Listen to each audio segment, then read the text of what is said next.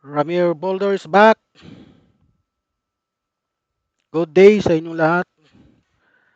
Sa podcast ng Pangulo ni Vicky Morales, Pagbabago at Pagkakaisa.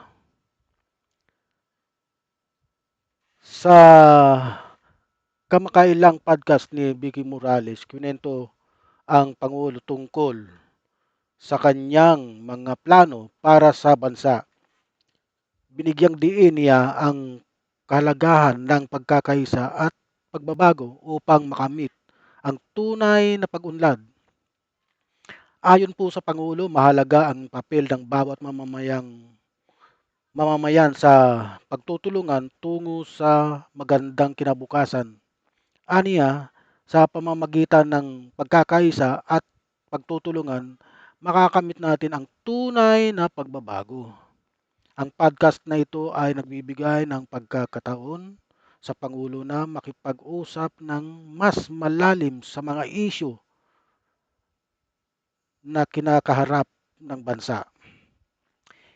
Ipinakita rin nito ang kahalagahan ng liderato at pagtutulungan sa pag-abot ng mga layunin. Ito po ang laman ng podcast. Atin pong panuorin. Much. Okay, we'll get to the flood control projects first. Okay. Okay. Ang napakainit na flood control project. Meron kayong binubuong independent body, no, para imbestigahan yung mga anomalous flood control project. Can you tell us sino yung mga kasama dito sa independent body na ito? Well, what I can tell you is that unang-una, nagbubuo nga tayo ng tinatawag naming Independent Commission. Wala pang formal name. Pero yun ang binubuo namin. Independent Commission para imbestigahan. Ito nga ang mga lumalabas na anomalya sa mga flood control project. Yung mga personalities, ayoko namang maunahan ang actual na announcement dahil hindi pa solid talaga. Pero malapit na. Pero paano sila maiba po sa mga existing agency like COA, Ombudsman? They're completely separate from government. But how powerful will they be? We will give them all the powers that are necessary for them to come to a conclusion, to come to some findings, para meron naman, alam natin kung ano yung nangyari. At isa pang bagay dito na napakahalaga para sa akin, dahil ang lalim na ng problema.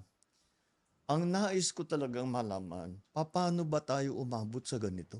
Paano nga ba? Hindi nga Bakit paging ganitong kamassive yung corruption? Nung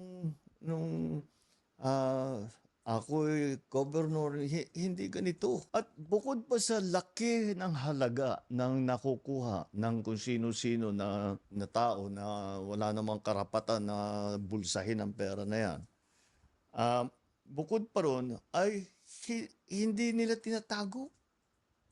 Garapala na po. In your words, it's economic sabotage? Yeah. Kasi ngayon sila, walang pakialam. But how did it become that way? Why This is what I why really... so brazen? How did we evolve? How did the system evolve? So it became like this.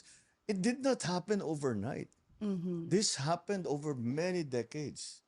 And we have to figure out kung ano ba talaga ang nangyari para hindi na mangyari ulit, to put the safeguards in place, if it requires legislation, if it requires restructuring the government, lahat yan kailangan natin gawin. Pero kailangan natin malaman kung paano tayo, ako, nasasyak ako, hindi ako makapaniwala na nandito na tayo na ganit na ang gobyerno na... But so many regimes, and it just keeps getting worse. So It did. So how did we get here, and what can we do now to? Well, I cannot give you a complete answer to how did we get here. The simplistic answer will be, paano tayo nagkaganto? Dahil pinabayaan. And what can we do? What we can do is to find out how this happened, who are the people that are involved, make them answerable for their wrongdoing, and fix the structure so this is not allowable. Okay. That's the word that I think that it became allowable. Okay lang. Yes, Hindi problema yan. Hindi krimen yan. Sige lang. it was normalized. Yeah, It's was normal. people have come to accept this, no? Yes, yes. But to the level na 30% na lang yung naiiwan sa mga proyekto, astounding yun. That's the part that talagang hindi ako makatulog pag iniisip ko. Paano tayo nagkaganto? That's why we're really looking forward to this independent body which you will be forming. Yes. And we're just wondering, how powerful will this body be? Will they be able to even investigate the Congress people, the They will be, Senate? The, they will have the will they they will have have subpoena the authority to powers? investigate anything and anyone. Otherwise, then what will have they sasabihin, may sacred cow na naman o may pinoproteksyonan dahil kasama sa politika, whatever. Pagka nangyari yun, wala ring kabuluhan yung kanilang investigasyon. Okay, Mr. President, pakiramdam ng marami, talagang nalulunod na po tayo sa korupsyon, no? Sometimes, you know, yung mga ordinaryong mamamayan, medyo we ask ourselves, ano bang magagawa natin? Nag-launch po kayo nitong initiative na pwedeng magsumbong directly sa Pangulo, yung mga gusto magreklamo, no? How effective has this been? Since we created the website, we have 12,000 plus already reports that are coming in. And these reports, hindi lang ito... Hindi lang flood control projects. Hindi lang. May mga paving, mga road widening, maraming dumadating. Of course, we started talking about only flood control. Pero syempre, nagkaroon ng tao ng line of communication sa akin na para makapagreklamo sila, ginagamit talaga nila. That has been very effective. And that's why I encourage everybody. Lahat ng hinihikayat ko kayo lahat. Pagka meron talaga kayong gusto ireklamo ninyo. I would think it's heartbreaking when you see all these Filipinos working so hard, tapos on the flip side, nakikita ko nyo yung massive corruption na nangyayari, no? I mean, No, I'm not disheartened. I'm not disappointed. I get very, very angry. How can you do this to people that have worked every day of their lives? Walang ginawa ito kundi magtrabaho. Nagsakripisyo ng mahirap for very little. Just to be able to send money home, just to be able to feed their family, send their children to school. That's all they want in life. Kukunin nyo pa sa kanila yon para bumili ng Rolls Royce. Mr. President, masakit na nga yung mga... Oh, horrible situation. Actually, ako, nasasaktan ako. Pag nakikita ko, pag naririnig ko, may mga nag-a-apply ng Portuguese citizenship, Spanish citizenship, at kung ano-ano pa, no?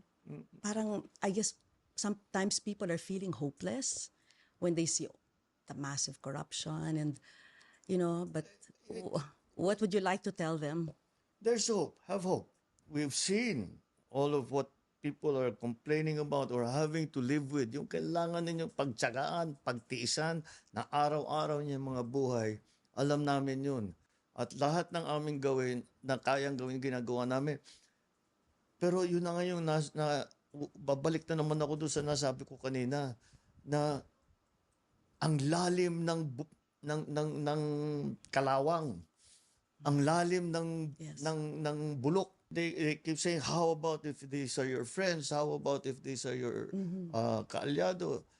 I said, what can you do? You know, and I said, we're making an omelet. We're going to have to break some eggs.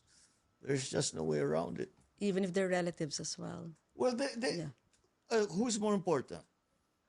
Your friend, your political supporter, or every single ordinary Filipino citizen? Who's more important? To me, it's the Filipino citizen. Nobody is more important than Filipinos. Nobody, not one person is more important. Not me, not anybody is more important. Whatever it is that's going to be good for Filipinos, you sacrifice that for the Filipinos.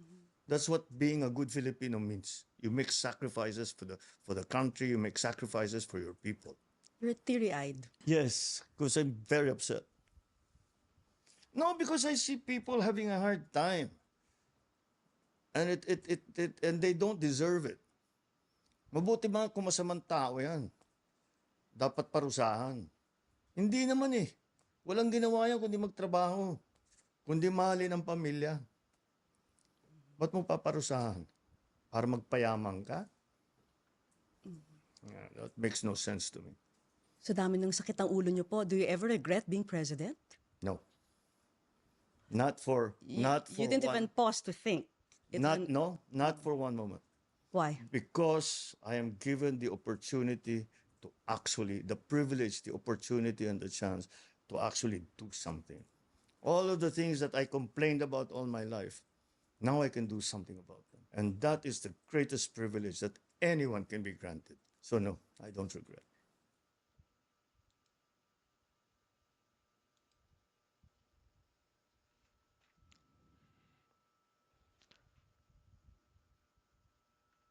Ang korupsyon sa flood control project ay isang malaking hamon sa pag-unlad ng ating bansa. Ngunit sa pagkakaisa at pagtutulungan ng mga mamamayan, makakamit natin ang tunay na pagbabago at kaunlaran. Tandaan po natin yan. Ano po ang inyong opinyon? Salamat po.